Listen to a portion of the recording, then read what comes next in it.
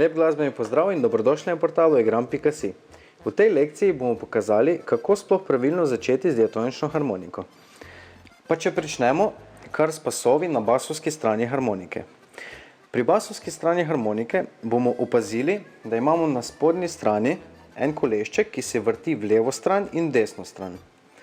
Vkolikor se kolešček zavrti v levo stran, basni pas zategnemo, vkolikor pa zavrtimo v desno stran, se pa pas odtegne. Pri pasu na basovski strani moramo izključno paziti na to, da ni ne pretesno in hkrati, če rečem kar po domače, ne preveč mlahavo.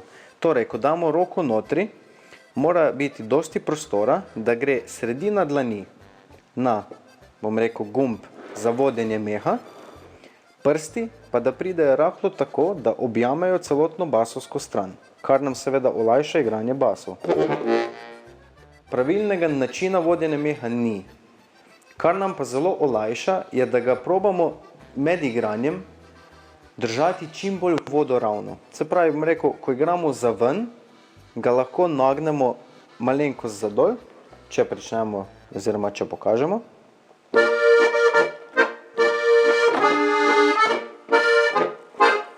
Ko pa igramo za notri, ga pa rahlo privzdignemo.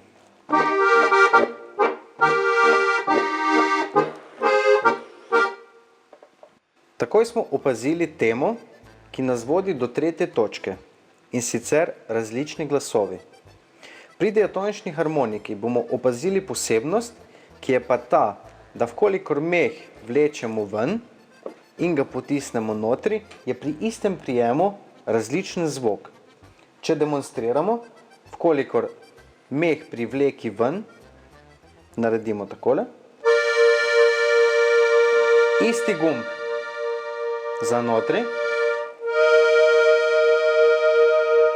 Takoj opazimo, da so zvoki različni, kar je, bom rekel, zelo edinstvena posebnost ravno diatonične harmonike.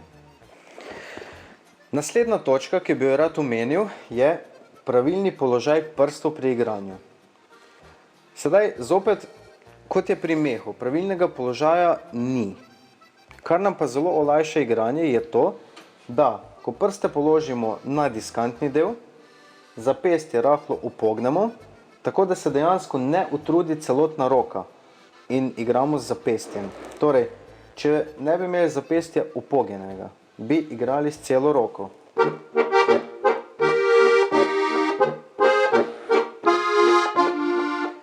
Kar je pa slabost, kajti po večurnem igranju ali po igranju večjih skladb se celotna roka utrudi in pričnejo bolečine. Sedaj, če imamo pa mi zapestje rahlo upognjeno, roko imamo trdno ob sebi, pa zopet, če demonstriramo.